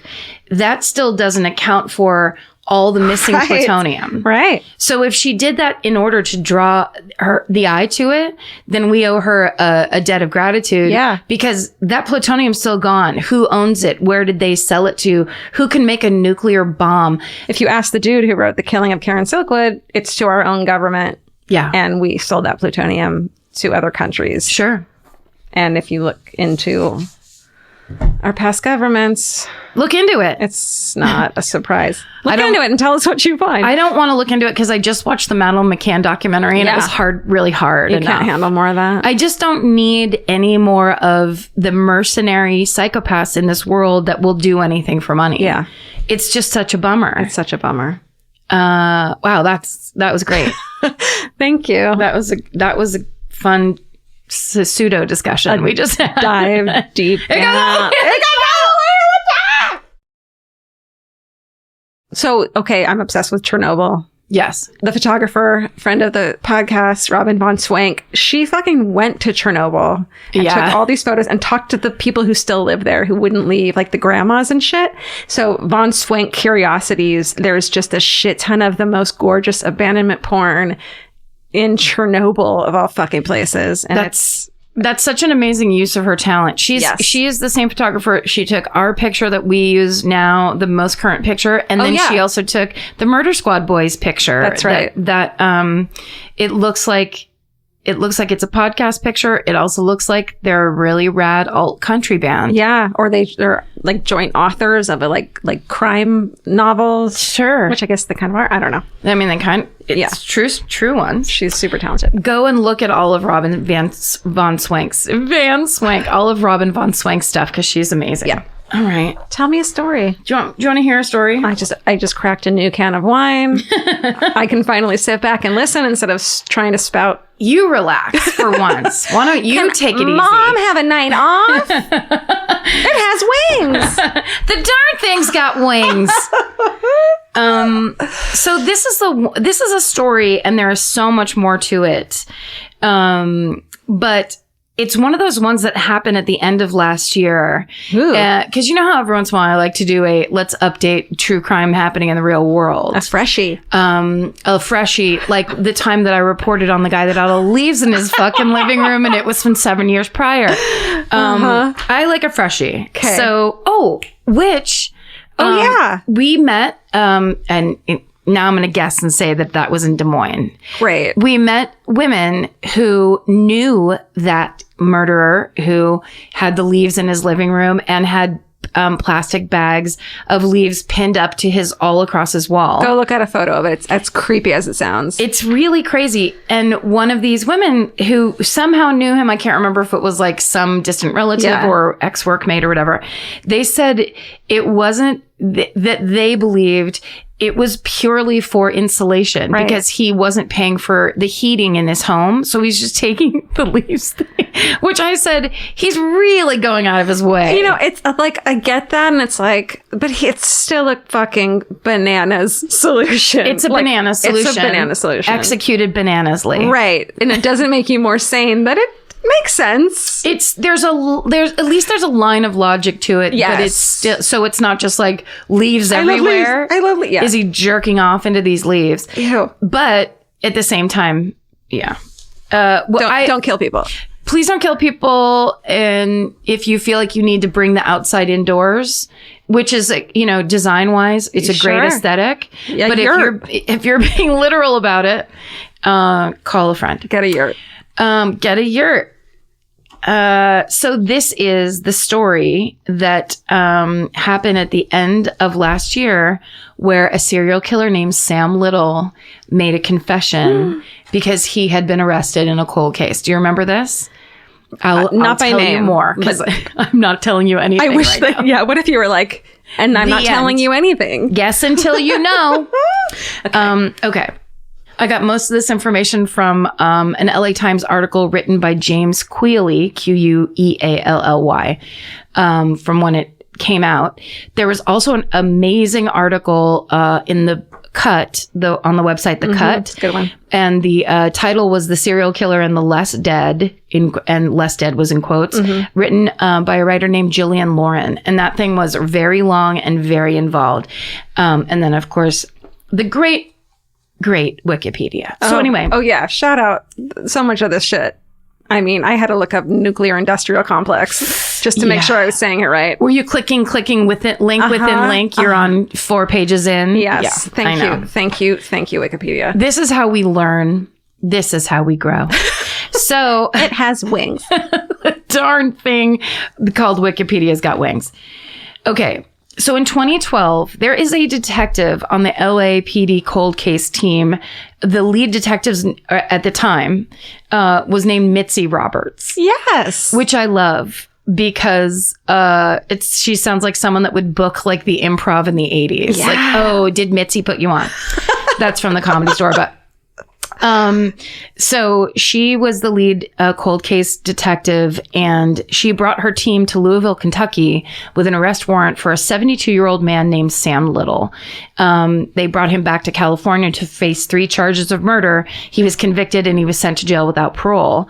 And that seemed to be that until last May, 2018, when a Texas Ranger named James Holland came into town to talk to Sam Little, and thus began a conversation that 4 months later evoked a stunning confession that Sam Little had murdered over 90 women across the United States. Holy shit. Do you remember this? Yes. Okay. And did he come in from Texas on horseback? That's how I picture it. The Texas Ranger that came in? A 1,000,000-gallon hat, whatever they call him. Yes, he did. It was a big horse called an airplane. And but I think Texas Rangers still do wear the hat. That's part of the uniform. Cool. Is the hat and I think really tight Wrangler jeans. Yeah, and I'll look it up. And then a cowboy shirt from Lee Western Wear. Great. Okay. Junior section. Right. Okay, so this man, Samuel Little, was born on June 7th, 1940 in Reynolds, Georgia. And he claimed his mother worked as a sex worker. She gave birth to him during a prison stint. Once she gets out, they moved to Lorena, Ohio. She is still a teen. I think she was 19 at the time. Oh, honey. So he is abandoned, basically, and raised by his grandmother. So it's the start of life is very tough for him. Mm-hmm. He's a bad student. He constantly gets into trouble. So there's other stuff going on. In 1956, he's still in high school. He gets arrested for the first time for breaking and entering on private property in Omaha, Nebraska. We've been there. we've been there and we know what it's like. We love it. He serves time in juvie briefly. Once he's released, he goes back to Ohio, drops out of high school, starts his life of crime. So in 1961, he breaks into a furniture store in Lorraine and gets arrested, and he's sentenced to 3 years in jail. So he gets out in 1964. In the late 60s, he moves to Florida because that's where his mom is. He picks up odd jobs there. He's an ambulance attendant. He's a cemetery worker. Whoa. He's a day laborer, but he makes sure to keep up with his passions, petty theft and fist fighting. They're hard to give up. I mean, when you really have the love. And when you're good at it. And when you can combine the two, what a high. During one stretch in jail, he takes up boxing. So he's doing like basically... Don't do that. Yeah, I mean, that's what else are you going to do? Shouldn't be allowed in prison. He starts getting serious about his training. It never really goes anywhere, but he basically trains to be like a middle heavyweight boxer. Okay. It's an honest fucking job. I mean, if you're honest. If you're going to be honest about it and not a creepo. Right. Then over the next 10 years, Sam drifts from town to town. He makes his living shoplifting, stealing money. He spends the majority of his money on alcohol and drugs. He hangs out with sex workers and their pimps. By 1975, so in a bad 70s exploitation movie or blaxploitation movie, he would be referred to as a bad dude. Okay. It's just, that's my opinion. That's editorializing. By 1975, he's been arrested 26 times. Shit. In 11 different states. Damn, going for a record. Yeah, so he's all over. Yeah. And the charges include theft, assault, attempted rape, fraud, and, just to change it up, attacks on government officials. So 7 years later, September of 1982, a 22-year-old woman named Melinda Lepre goes missing in Pascagoula, Mississippi. That sounds right. I mean, it felt good. Yeah. But no one in Mississippi listens to this podcast, so we're never going to be corrected on that. We'll see. Okay. And here come the letters through the letter slot. The digital letters. Okay. So Melinda Lepre is a sex worker, and Sam Little was known to have spent time with her. So that plus his very long record gets him arrested for Melinda Lepre's murder. But a grand jury declines to indict him. While he's being investigated for Melinda Lepre's murder, he becomes a suspect in the murder of 26-year-old Patricia Mount in Florida.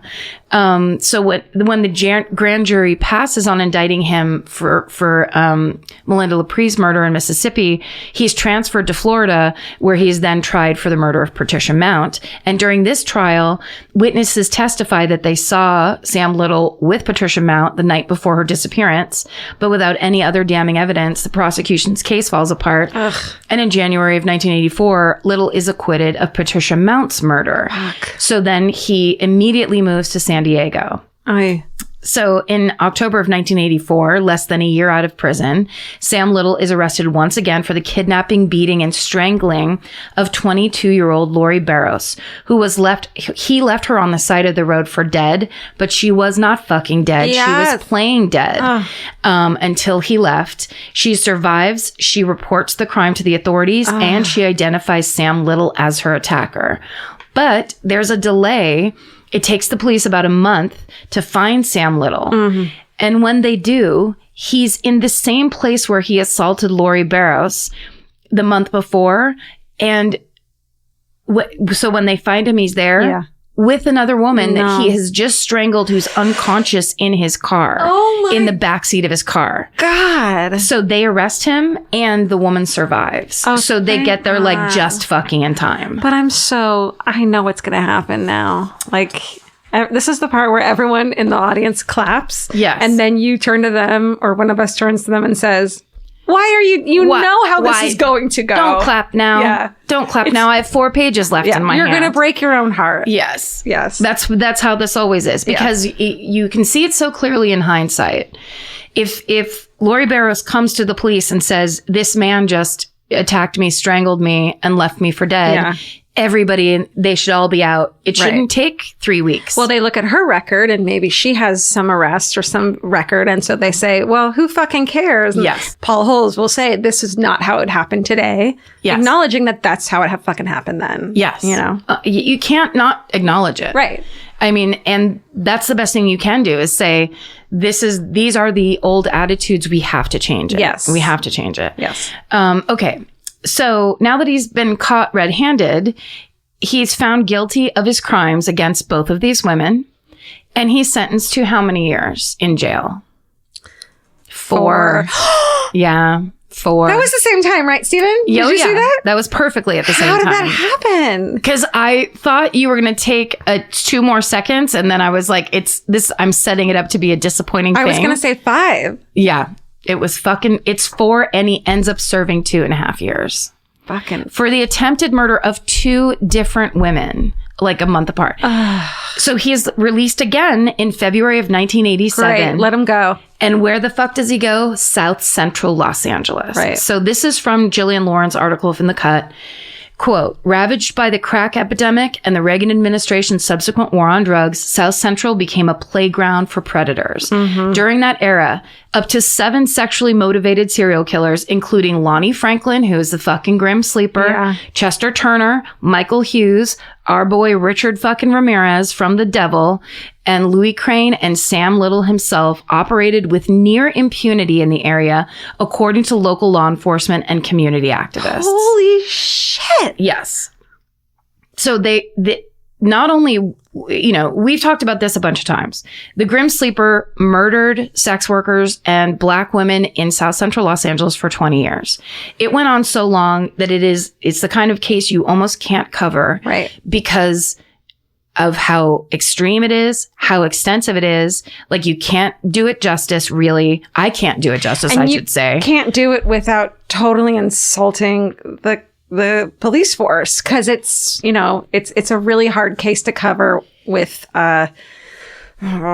empathy or understanding toward a police force who literally were making up slang of what to call Black sex working women who would get murdered and that's what this, the Jillian Lauren's article is about. That's what she's referring to as the serial killer and the quote, less dead. Right. Because it's like saying that these women are less dead than other people, that sex workers are less dead when they get killed because they just, quote, A, deserve it, or B, they live in the lifestyle that's a little more risky. So somehow they were asking for it. Or drug use, like the thing where they're trying to pin on Karen Silkwood, where it's saying, oh, because you do these things in your life, you somehow have a hand in this. You deserve it. You were asking for it. And then if it goes even higher up, it's the fucking government not putting enough police force in the fucking South Central. So they're dealing with these day-to-day insane fucking things in this crack epidemic that the fucking government started to begin with. So that that's what this episode is called. So essentially, it's this standard serial killer narrative turned on its head, because there's no process. There's no cooling off period. There's no build. There's no intrigue or, for lack of a better word, to this serial killer process. No alarms are sounded when these missing women disappear. It's a psychopath taking advantage of the ugliest parts of society's truth, in that some people's lives count less than others to the authorities. And these men, especially, of course, Lonnie Franklin, but this guy, Sam Little, just went in and exploited that fact and did exactly what he wanted to do. And to illustrate that, there's an amazing pull quote that's just sitting on the side of one of the side of the cut article. And it just says, he'd done 3 months for assault and rape. He'd done 3 years for robbing a furniture store.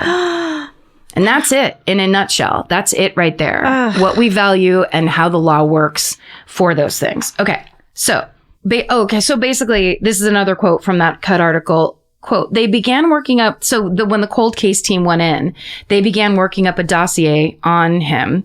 So Sam Little had aliases Samuel McDaniel, Samuel McDowell, Willie Mae Clifton, and Willie Lewis. The detectives ran rap sheets and arrest records, pulled prison packages, did vehicle searches. When the results began to pile up on her desk, Mitzi Roberts' unflappable cool gave way to astonishment, even anger. The question wasn't where he'd been hiding all these years. He hadn't been hiding. He'd been committing crime after crime in plain fucking sight. Oy vey. The fucking isn't in that quote. End quote. Sorry. Okay, so this cold case team in 2012 gets a grant from the National Institute of Justice that allows them to launch this cold case special section. So they're tasked with screening DNA evidence to link and possibly solved cold cases from the LA area. So Sam Little's DNA is in the database. For those attacks that he only served 2.5 years for. So when they screen old DNA samples from several cold case murders in the LA area in the late 80s, they find a match. Sam Little's DNA matches the DNA found on 2 unsolved murder victims. Audrey Nelson, who was killed in August of 1989, and Guadalupe Apodaca, who was killed in September of 1989. Wow. So Mitzi Roberts takes a closer look at Little and his background, and it confirms that he's involved in these murders. He clearly has, he has the record. Yeah. And he's the only reason he's out of jail is basically a technicality. It's not even like he's trying to be stealth about them. It's like, well, it's just waiting for someone to match them up. That's it. He's probably not even thinking about that part at all. So she pulls an outstanding narcotics warrant that was against him from 2007. Cool. The DA agrees to extradite as long as she can find him. So now she has to go figure out where the fuck he is, Carmen Sandiego style. I'm super lately into getting someone in for a warrant for violating their probation, but it's about a bigger thing. So like they did a little fucking thing wrong, or they were hanging out with someone who is also a convict, and they pulled them in for that, but they fucking have them on something else, and they can swab them for DNA, and that's how it starts. I mean, that's a really cool trick. Yeah, because there's loopholes on both sides. Yeah. There's loopholes that will get people out of things where you're like, what the fuck? But then that's also, there's loopholes on the other side to go, well, there is an outstanding warrant for you for narcotics. Yeah. So we get to pull you in. We don't have to. Right. We normally you disqualified your normal rights. Yes. By that. And hooray, because now we get to do it. Paul Holes, do it. Run that DNA. Yeah. So LAPD robbery homicide unit then discover financial records that point to Little being in, because he had Social Security payments that he was putting on a prepaid Walmart card in Louisville, Kentucky. So the U.S. Marshals Fugitive Task Force is sent to Louisville, and they finally find Sam Little in a homeless shelter on September 5th, 2012. They arrest him and they extradite him back to Los Angeles. Wow. He refuses to talk. Another DNA match comes in, a third victim, 41-year-old Carol Alford, who had been strangled to death and found in a residential alley in South Central. So with 3 charges of murder, on January 7th, 2013, Samuel Little goes to court for the murders of Nelson, Apodaca, and Alford. The actual trial starts in September 2014. He maintains his innocence throughout. Oh, shut up. The evidence proves him otherwise, and several women who had been Little's victims but escaped, they come and testify against him. Yes. And their testimonies, along with the newly found DNA evidence, are enough to put him away. So on September 25th, 2014, Samuel Little is found guilty of the murders of Nelson, Apodaca, and Alford. He's sentenced to 3 consecutive life sentences with no possibility of parole. And now, so he's just going to jail. But now the FBI decides they need to run a full background check on him, since he clearly is a multiple murderer and possibly a serial killer.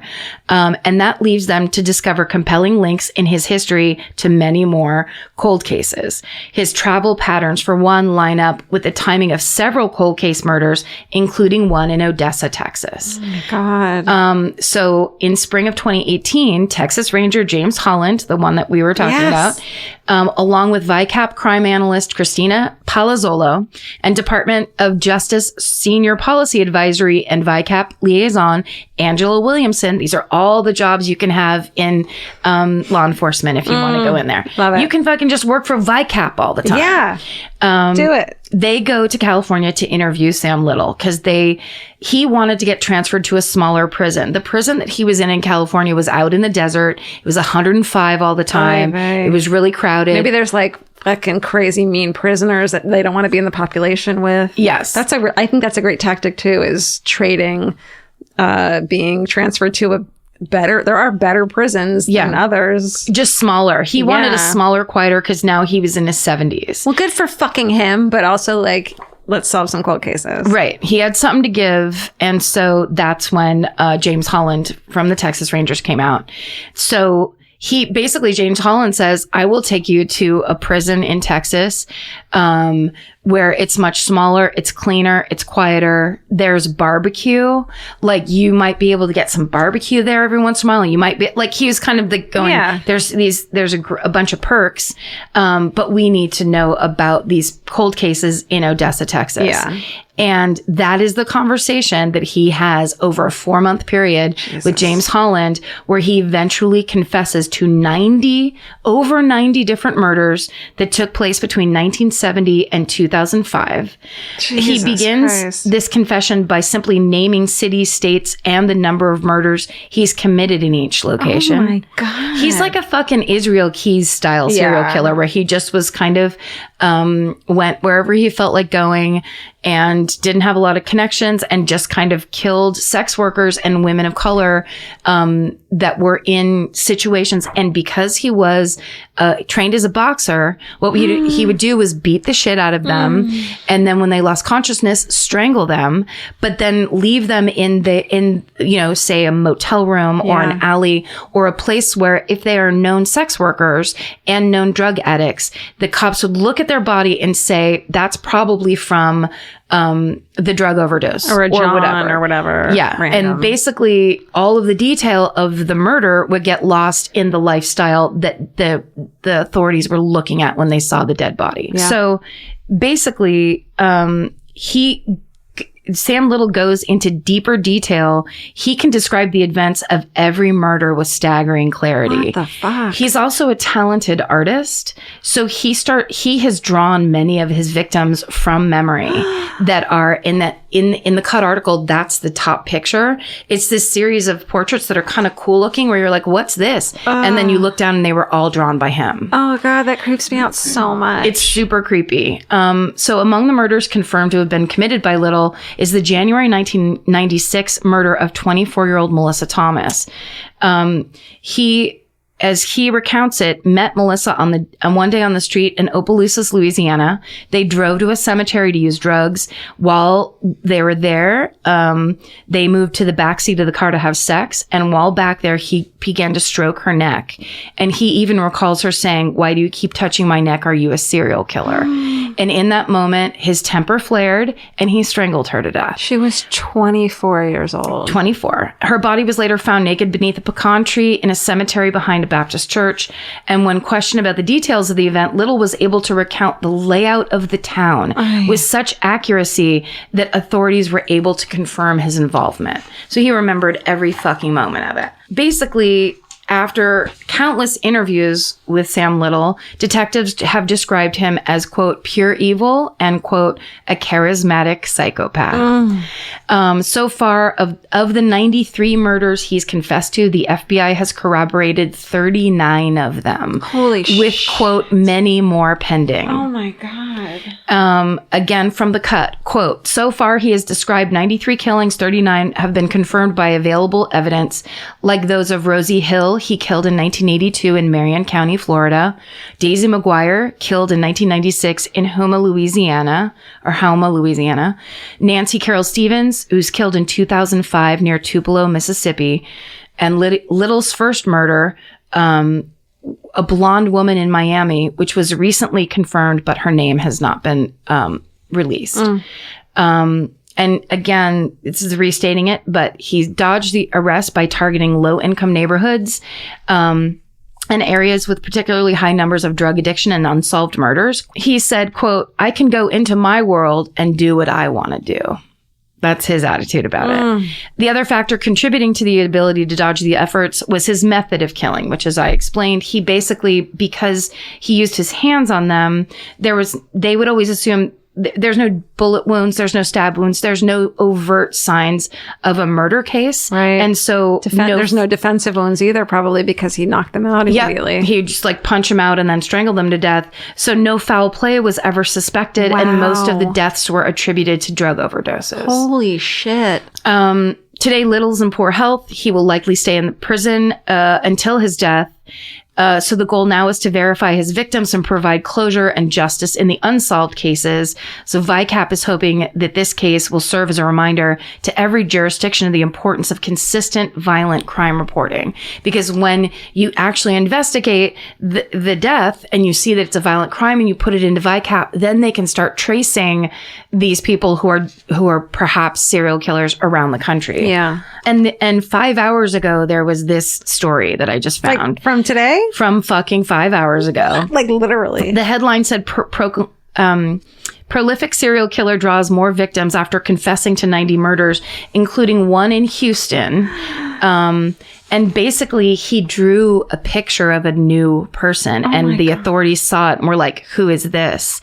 And basically, he had created 16 drawings of the victims based on memory. He's recently added 10 more drawings to the collection. That's why we don't need that little creepy bit. Like, this is a terrible enough story that this part is like, yeah, but guess over what? The top. 5 hours ago, there's a brand new creepy bit where it's like he's got it all up in his head. Yeah. One of the victims, only identified as a black female between 25 and 28 years old, was killed in Houston between 1976 and 1979 or in 1993, the FBI said. What? They're not sure. The drawings include victims from Charleston, South Carolina, Cincinnati, Ohio, New Orleans, Louisiana, Savannah, Georgia, Kendall, Florida, and North Little Rock, Arkansas. The California Department of Corrections and Rehabilitation inmate locator shows Little is currently in custody at the California State Prison in Los Angeles County. This is the continuing story of terrible, horrifying serial killer Sam Little. So is he suspected of more crimes in Los Angeles too, or in California? I don't know specifically, just more crimes. So yeah, it's basically when he decides to tell the Texas Rangers or whoever he's still speaking with about the details. That is unbelievable. I mean, insane, awful. So crazy. Great job. Thank you. To me, when this story broke, I was just like, man, this is another one of those grim sleeper stories where it's just someone who got to do what they wanted for 40 years. And how many more are there like that? And how many families are hoping that someone gives a shit about their fucking loved one who died and no one investigated it? And the fact that DNA is going to fucking come for you. And it's fucking crazy. I mean, it goes all the way. It goes all the way to the top. Motherfuckers. Let's change the topic. Okay. To something good. Okay. What's your fucking hooray this I want to week? say great job, though. That was... Oh, thank you. You did that really well. Thank you. Thank you. Fucking hooray. I have, just some light ones. Nothing deep. Let's go light this week. New therapist. Is that light? Yeah. Okay, great. New therapist I'm connecting with now after 3 sessions. I really like her. Awesome. She's got crystals in her office. I don't know.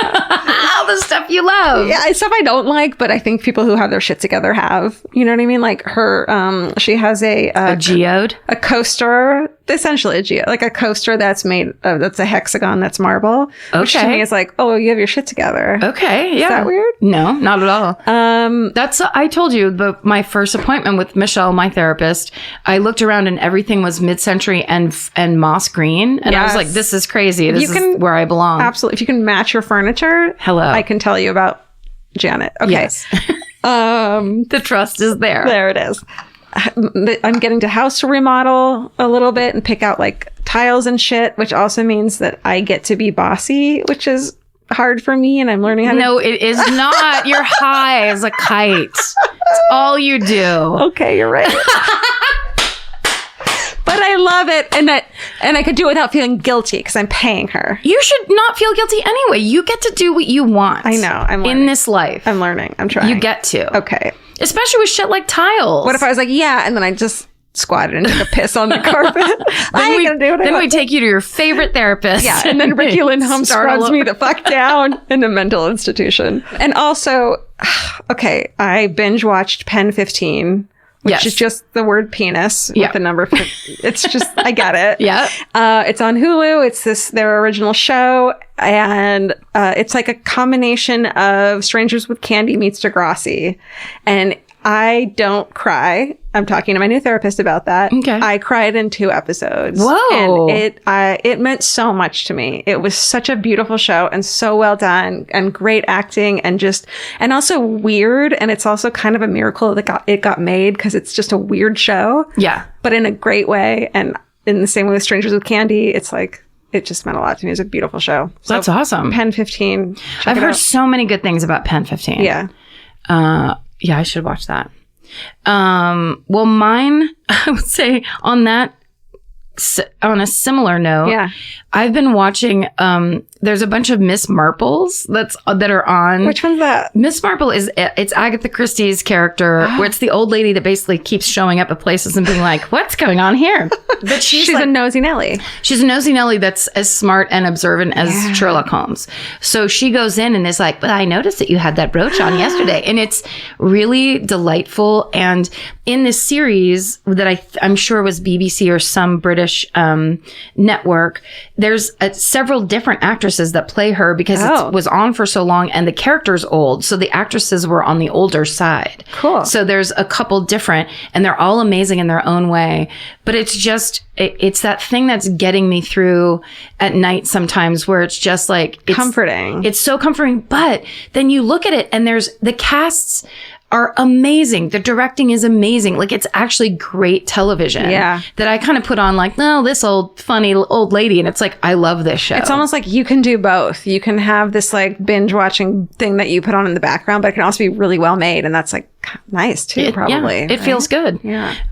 But I will say this. This is a little bit bigger and maybe a little bit more philosophical. But the other day, so my new thing lately is I'm just blow drying my hair. Just so that, like, you know, I spent 5 years going, I don't care what I look like. Yeah. It's evident. And so this is my new way of turning it around and just being like, when I go outside, this is what I just go like, what do normal people do? And then I try to do that too. So blow drying my hair is a big thing because when my hair is not blown dry, I look a bit like a lunatic. Me too. At least when it is, it's just like you kind of feel a little bit better. Your hair looks styled right now. And I think I've seen you both unblow dried and blow dried a lot. And it does like, and I get it too. My hair is fucking insane. And if I don't blow dry it, I look like your crazy aunt. Yeah. And your hair, I can tell the difference. And right now it looks like an expensive styling. Thank you. I did it. You look beautiful. But I have to say, so it's just that thing where I go, I don't know what to do right now with myself, but I just know that I have to do the little things and I just have to figure out what I want to do and do them. Yeah. So I did my blow dry plan. And at one point I went to Gelson's and I walked up and it was just that thing where I think I feel a little bit better about myself. I'm making eye contact with people. I'm having a good time. You're not slouching. I do it too. You're slouching along. And just like feeling shitty. Yeah. And I have that thing now where when I am on the heavier side, I get really embarrassed in public. I don't want to make eye contact. I don't want to be in public. Ugh. I have a lot of I am very, very mean to myself. It's like a shaming yourself. Yes. I do the Game of Thrones shame walk, but in Gelson's grocery store. Oy vey. So I'm in the grocery store with my hair and my new attitude, my ton of mascara. I got a new attitude. And I walk up to the yogurt section. There's a Miss Marple style old lady standing there staring at the yogurt in the area I want to be in. Yeah. So I'm standing kind of diagonally over to the side, waiting for her to leave so I can go in and get my Fage yogurt. And there's 0% or 2%? I like 2%. Yeah, you got to have a little fat in there. You got to have it's more filling. It's good for you. 0%. It doesn't. Why are you? Don't worry about it. Don't pretend to eat. Let's not be crazy. Yeah. So as I'm standing there waiting, I see movement in the back and I see some yogurts getting stacked up. And then I hear this voice go, "Miss, do you need any help finding anything?" And I was like, "No, I'm..." Or I go, "Do you know where the big Fages are?" And he's like, "It's right over here." But it's just, I can see the outline of a guy. And basically, he and I had a full fucking conversation. And he was like, "Miss, do you want me to come out and show you where it is?" And then I start laughing. I'm like, "No, I can see it. It's right there." Oh my God, he wanted to come show you his yogurt. And then I find it. I'm like, take it down. And he goes, is there anything else I can help you with? And I was like, no, I think that's it. And he's like, I hope you have a great day, miss. And I'm making him sound younger than he was because it sounded like a man. And from the 60s or 40s, 50s. It was 50 style customer service for sure. Yeah. But it just was, I couldn't stop laughing as I walked out. I was like, thanks so much. Thanks so much for your yogurt experience. Do you feel like you're being acknowledged a little more because you're walking around with confidence and eye contact and people are like noticing you as a human being and someone to interact with in life? I think what it made me realize is I think I've spent a lot of my life thinking I didn't have to bring anything to the table and still that I would be just in complaining that I didn't get anything from the table, where it's like an even exchange. So if I want to meet someone interesting in life, I have to have eyes up, yogurt conversation at the ready. Like you have to be prepared to do it and be the kind of person somebody might want to talk to through the yogurt fucking stalls. And I think in addition to that is not someone who you think, why is this person talking to me? Like they're making fun of me or they don't care or instead of being like, I'm a worthy person of being spoken to and I can bring that confidence to them as well. And they're attracted to that and I'm attracted to theirs. Yes. Right? I think so. I mean, like it made me feel like a pretty lady the way he was trying to give me dairy area service. All up in your dairy area. Come on, get that dairy going. But it was that thing where I walked away going, the only thing different about me from a time before till now is the fact that I kind of went, well, I'm going to the store with this hair. Like, I want to be in the world. And it's not the hair, it's the confidence it gives you. Yeah. The hair is great too. The hair's fine. Mascara is nice. I mean, I look a little dead without it, so it does help. You got to put on some lipstick. You don't want to look like a corpse from the messages from Pat Kilgariff from the Beyond. Damn it, it's got wings. But then the darn thing's got wings. But then sometimes it's like, sometimes some fun thing could happen. I feel like that was so out of my realm for so long. You know what you were doing? What? Flirting. Do you know that? Flirting with the yogurt? No. Was that flirting? You guys were flirting. Were we? Which is, when I'm single, one of my favorite fucking hobbies. Flirting is fun. I'm terrible at it. Try it. It's stupid and ridiculous. But no, tell me how, because see, my problem is I try to go for the joke. As if anyone gives a single shit that I'm like, here's my wordplay. Wordplay's good, but like, in a like, well, I'm going to get you. I'll shove I'll dairy all over your fucking, I don't know. I can't. I'll shove 4 sticks of butter up. What's that you say? And he's like, this went wrong. No, Georgia told me to tell you. Oh, I just got, what's her face voice? Did you hear me go? Elizabeth Holmes. When I'm flirting, this is my voice. I don't recall. I'll shove the dairy. It puts the dairy in the basket. I don't recall. Something. Pretend you're Janet for my mom for a minute. Well, she loves a blowout. That's the first thing I ever noticed about her. She gives great blowout. And she's the biggest flirt I've ever met. She can flirt with anyone. She's great at it. Why? Because she thinks she's hot fucking shit at all times. She is. She is. She's hot shit. But like, if you're like some dairy guy says something to you, it's like sarcasm. It's like, pretend they're a gay guy that you would have a conversation with and be like, well, fuck you, bitch. But like, do it to someone you want to fuck. That's flirting. Shit. That's good. That's a great, easy translation. You flirt with your gay guy friends all the time. Yes, that's true. And you don't realize it because it's just normal. It's natural. But you need to treat straight guys like that too. That's a great idea. Okay. Everyone's gay from now on. Everyone's gay. Yeah. You know what I mean? Aren't we? Everybody. And then we make out. To quote, that's the perfect ending to this episode. To quote who? To quote Kurt Cobain, everyone is gay. Oh, Kurt. Remember? There he goes. Corporate rock still sucks. Am I right, buddy? Yeah. You ruined my life with your weird attitudes and your heroin problem. Did you do that? Wow. This has been intense. Shit. This has been fucking lights off, exactly right office. We covered every single topic. Are there any more? No. Is this the end of the podcast? I think it is. Can you feel it? Can you feel it ebbing away? I can feel it in the air. Let's let it go. Tonight. And know that there'll always be another dairy section to come flirt with. Yeah. Thank you so much for listening to this insanity. Yeah. Stay sexy. And don't get murdered. Goodbye. Elvis, you want a cookie?